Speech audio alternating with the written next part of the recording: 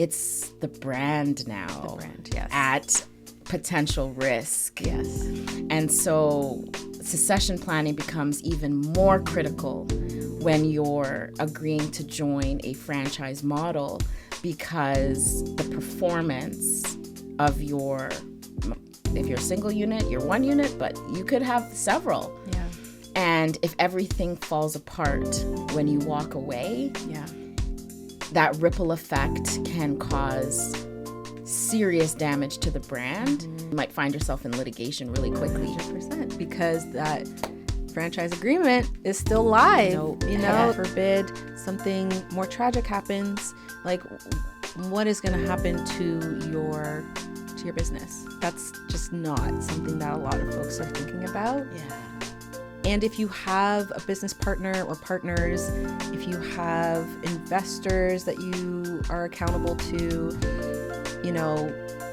I think it becomes like really important to think about what happens if this isn't something that you can continue doing or no longer want to do. Right. I think we have one more question. I'm pretty sure we have time for the last one. Okay. I didn't need to. Here you go. Thank you. I was just shaking up the one question that's left, but hey.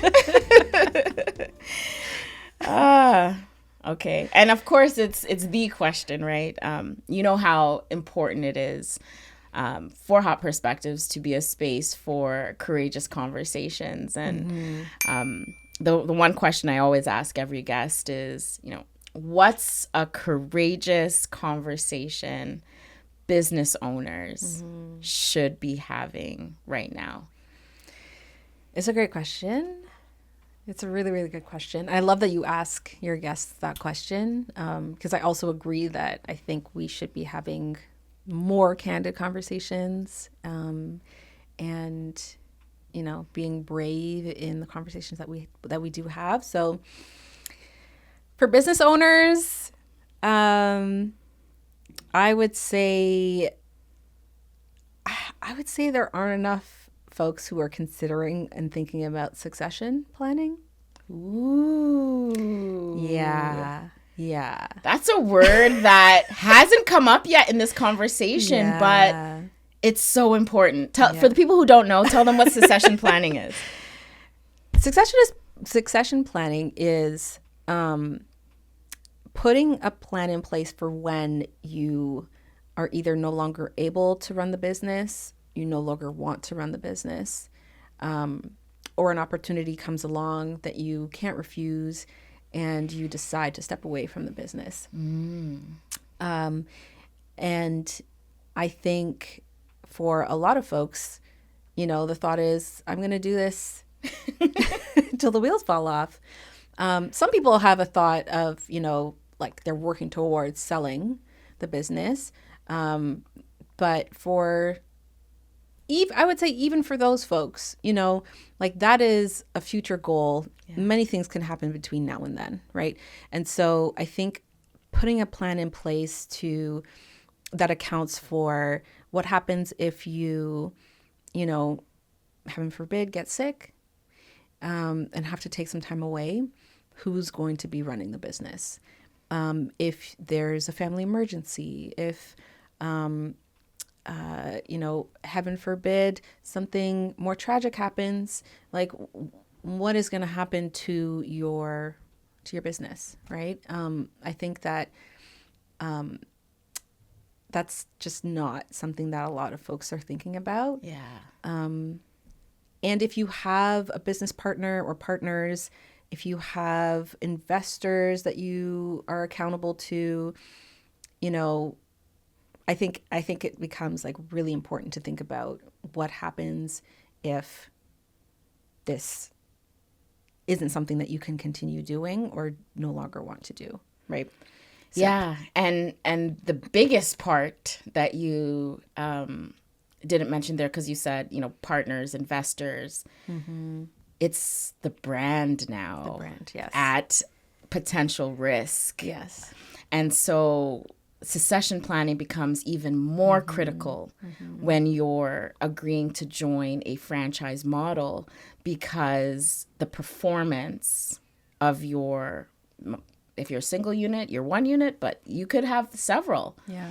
And if everything falls apart when you walk away, that ripple effect can cause serious damage to the brand. And then sometimes that opens up a completely different can of, I don't like, well, can of worms or whatever, but it can have a even more significant impact on the finances and the brand value. You might find yourself in litigation really quickly. 100%, because that franchise agreement is still live, it's still live. It likely has a provision that says it applies to successors, heirs, and so like if your obligations are not being met because you're not around, you could be in breach. Absolutely you could be in breach and looking at a lawsuit. So it's actually like very, very important, and I think something that just needs to be talked about more.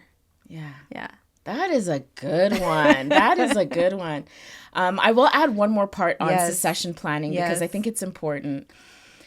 So many entrepreneurs, especially those ones either entering retirement or transitioning out of corporate life, when they're looking into a franchise, they're looking at legacy. They're looking at, I want to get a business that I can pass down to my children, to my family members, something that's going to outlive me.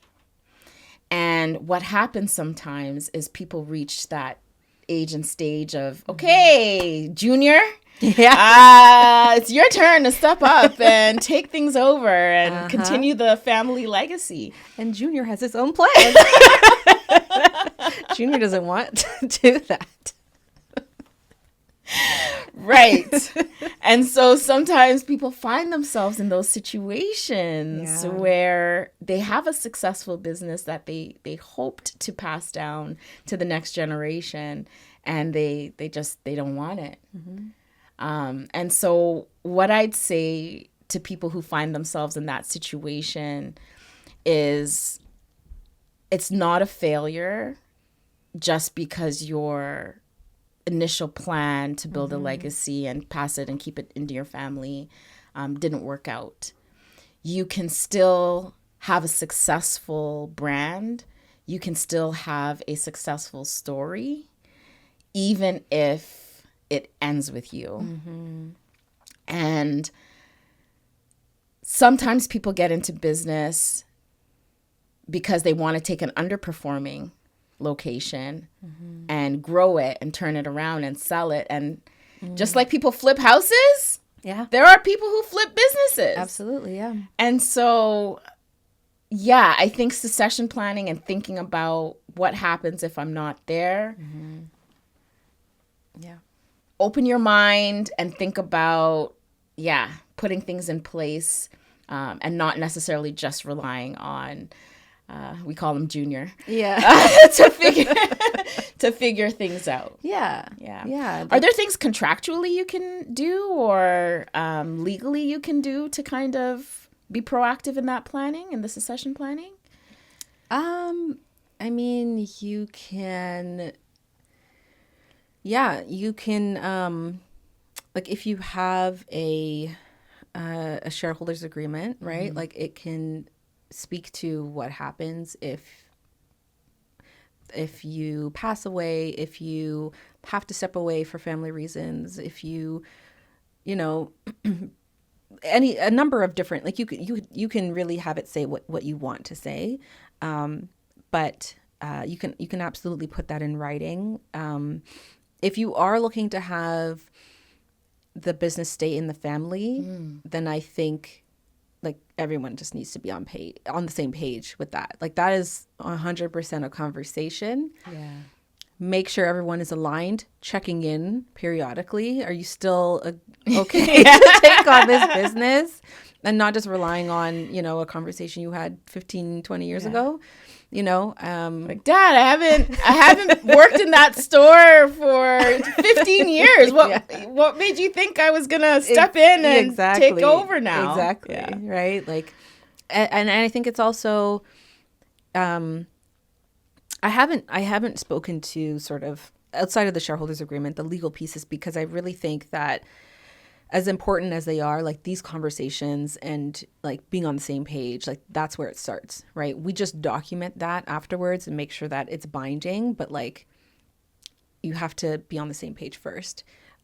So, thinking about, okay, if I plan to retire in 10 years, on paper, what does that look like? How am I getting through the next 10 years? Who am I bringing in to replace me? When does their training start, right? Really be intentional around this plan. Yeah. Give it thought, write it down, have as many meetings as it takes to get folks on the same page. And really, if your family does not want to take it on, you got to find somebody else. That responsibility still rests on you. To uphold that agreement and uphold the brand. So, the conversations. Yeah. And get it in writing. Yeah. And be proactive with the franchisor. Yeah. If you know that your time is coming. Yeah. It's okay to start that conversation to say, hey, I'm starting to think about this, maybe 6 months from now, a year from now. Yeah. And that way you can both be on the same page. Yeah. And it's the best chance you have at a win-win situation, right? Yes. Yeah. 100%. Yay! Love it! Love it! Love it! Love it! I'm so glad that you brought that into the conversation. So as we wrap up here, I wanted to give you an opportunity to let the people know if they want to reach out, if they want to get in touch with you, if they want support with their contracts or they're looking into franchising and need someone to help them make sense of it all. How can they find you? Yeah, for sure. So I am on LinkedIn, so you can find me there. I often share tips and tricks for entrepreneurs. So Taisha Lewis Trotman. Feel free to reach me by email. That's Taisha, Taisha, @tlewislaw.ca. And yeah, happy to chat anytime. My website, you can also find my website, www.tlewislaw.ca.